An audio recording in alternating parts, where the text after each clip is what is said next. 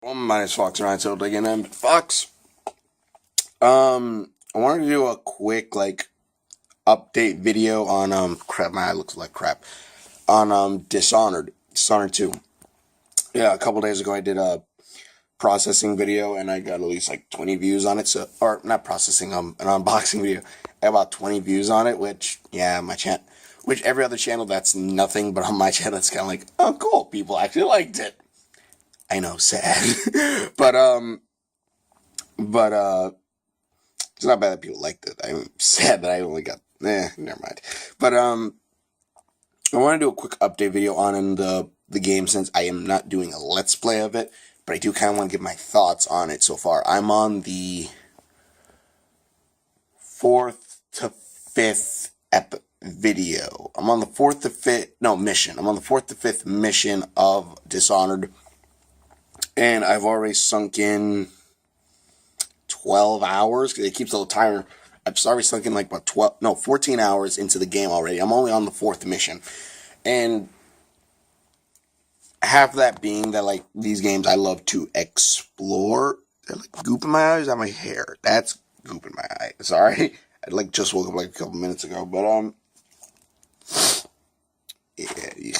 But, basically, the game is I want to first get off the back. One, the game is extremely fun, and also there also is a kind of flip side to the game because you get to play as either Emily Caldwin or Corvo Antonio. Not like you can switch between the two, but in the beginning of the game you either pick Corvo or Emily.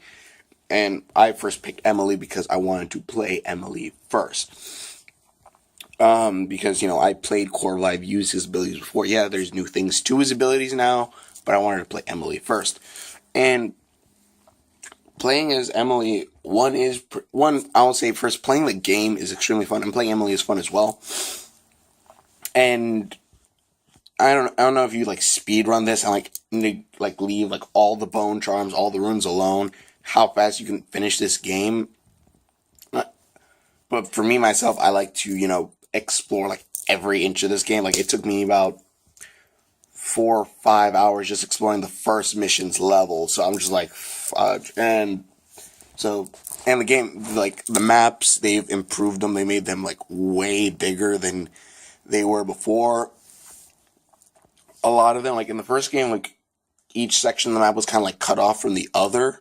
This one, I think I only saw that once, and that was for like the spoiler alerts. But then again, if you've seen the teaser trailer, you know what it is. The mechanical house, the clockwork house, that's probably the only one where you actually have to like go into like another level to do it. Everything else, other than like if you're just transitioning from an entirely different level, all of it's usually just all connected if you're on one mission. So that's actually extremely good.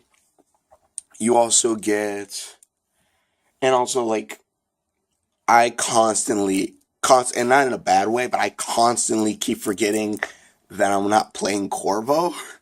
And I mean that in the sense that, like, the game feels like Dishonored. This game feels like this game that I played back in 2012. I freaking use, because Emily and Corvo both have different abilities. Some of them are a little bit similar, some of them aren't. Like, the far reach in Emily's, where Corvo's was more straight on point. Like, you just point forward and then just pull, and like that's like, also if you look up, like you'll have like the little dot like over the vents, and like you'll just teleport there. Emily's kind of goes in an arc, which honestly it kind of makes it a little bit hard sometimes to aim that freaking sucker, because like okay, I'm looking up there, aim. You don't see the arch going like there, but it's like going down to the ground. Like, what the fudge was that? What the fudge is going on? That's a little bit of the thing for me. Like, but I don't know. I guess they're trying to make it a little bit different from Corvo's Blink, but I'm not really quite sure why it little arcs like that. Not to mention but the second part isn't bad. Like, the Blink difference between Blink and like Emily's Far Reach is like Emily's Far Reach is more like a grappling hook where it pulls you forward, but you're still in like a physical plane, so they can still see you doing that. While Corvo's is, of course, just teleportation. Which again, like me forgetting sometimes that I'm playing as Emily and not Corvo, I kind of feel like, all right, one of my favorite moves in Dishonored, which I love, is when a guard like runs at you, like about to swing at you, and then you use blink and teleport right behind him, and just like choke him the fudge out, choke him out. That's like one of my favorite moves in that game. And I'm pretty sure you still do this with Corvo, but right now with Emily, you kind of can't because, again, they see you. That's not a bad thing, though, because you have to use Emily in a different way than Corvo does. Corvo is used as more... What kind of I say? Corvo, it feels more stealth-based. You're not saying Emily doesn't feel somewhat stealth-based, but Corvo feels more stealth-based with, possession, being able to hide yourself within other people, possessing different animals to scurry around so that way you kind of blend in with everything. Blink, where they don't really see you and you can just go poof, poof, poof. Or like he does have his attack abilities like his rat swarm and stuff like that, but even then, like, those are abilities you can activate from like in the corner of darkness and just summon a rat swarm. Emily's abilities are, you can probably do something like that, but a lot of her abilities seem a little bit more kind of either for the offensive. They seem more attack based in some cases. One, her shadow run is freaking epic, especially if you upgrade the speed on that sucker. You just zoom around, you feel like a mouse, like, rah! It's actually pretty funny. I just saw it in the game, I'm just like, what the fuck did I just do?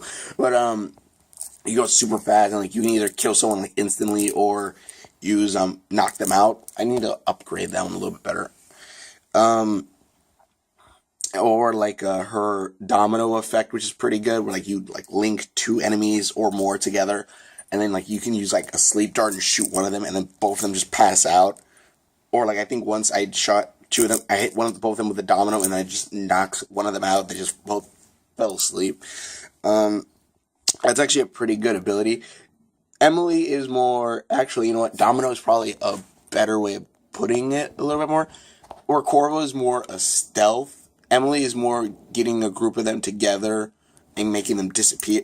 Making them pass out or knock out, or just straight up, like, making them run away. Like, you can even summon, like, I use, like, sometimes a mirage of yourself. You can form, like, a mirage, and, like, they'll chase the mirage away.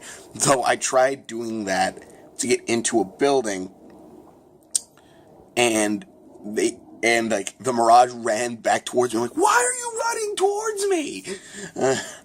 I'm like, jeez. But I was like, what the fuck?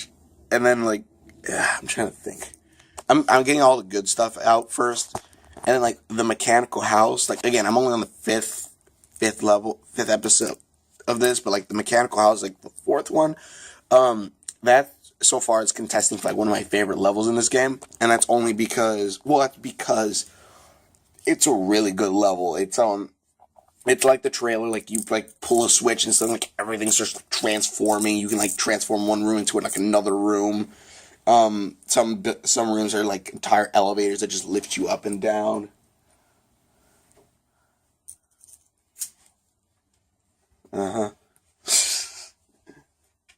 I'm recording on my phone right now. I'm recording on my phone right now. It's okay.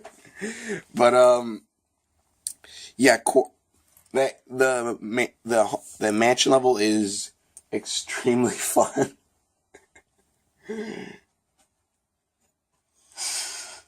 What? Nothing.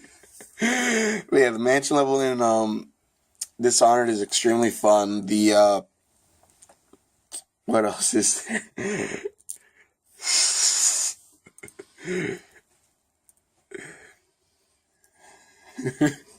The mansion level in Dishonored is extremely fun. If you love it, if you like, I would compare that to like, I compare it to the,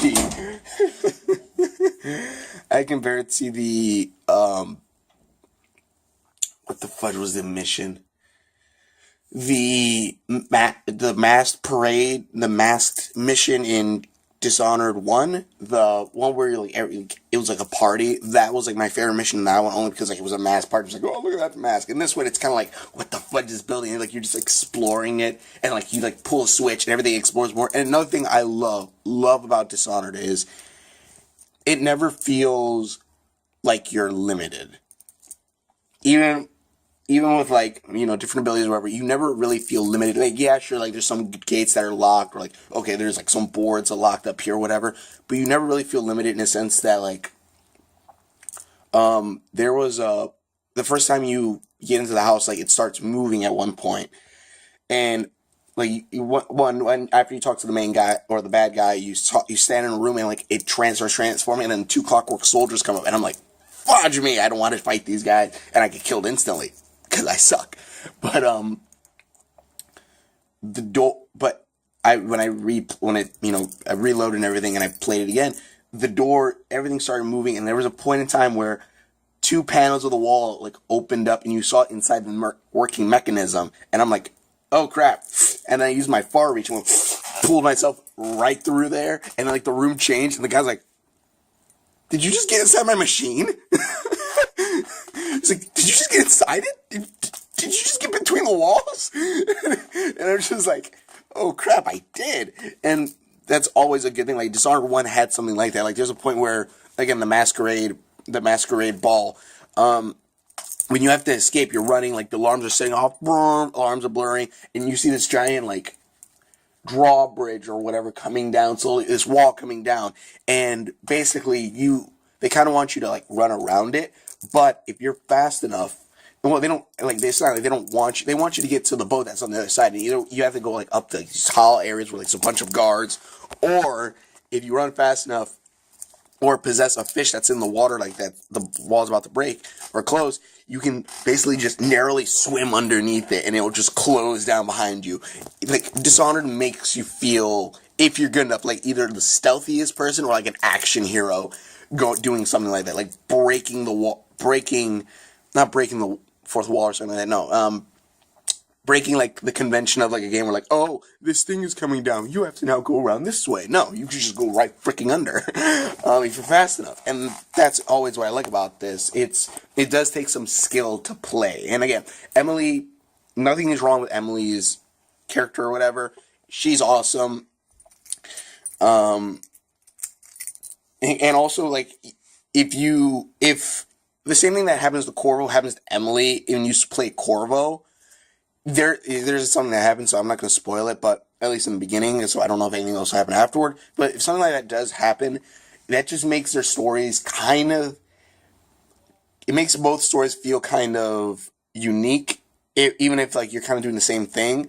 Because at one point, and it feels kind of good. Like it's kind of like, I'll spoil it, I guess, a little bit. It's kind of like a daughter saving her father, but also her kingdom. And then, if you play as Corvo, I feel like it'd be more like Corvo just trying to save his daughter. I don't think he would really care about the Empire. I feel like Corvo would be more him trying to save his daughter and trying to get revenge on the person that did something to his daughter. I feel, and I kind of like that. It feels like even if you're playing the same game with two different characters with two different sets of abilities, it feels so good. And also, now you're also able to craft your own bone charm by taking old bone charms and smashing them up, and then you can also link them together. There's a point that they can kind of corrupt, though I haven't gotten a corrupted one yet, or I stick to like two-pronged bone charms because those don't corrupt when you craft them. You have to use runes, and eventually, if you get enough runes and upgrade it, you can actually start creating your own runes, which I hate that a little bit. Well, one, I haven't gotten it yet, but if I do my second playthrough, I might you just throw a whole bunch of bone charms in that way. I get just a bunch of runes to keep upgrading myself.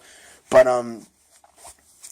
I kind of hate that. I hate that a bit, if only because in the first game you kind of felt like you needed to choose specifically how your tree style was going to be. Like if you were trying to go for a non-lethal approach, you stood away from Rat Swarm. If you wanted to go for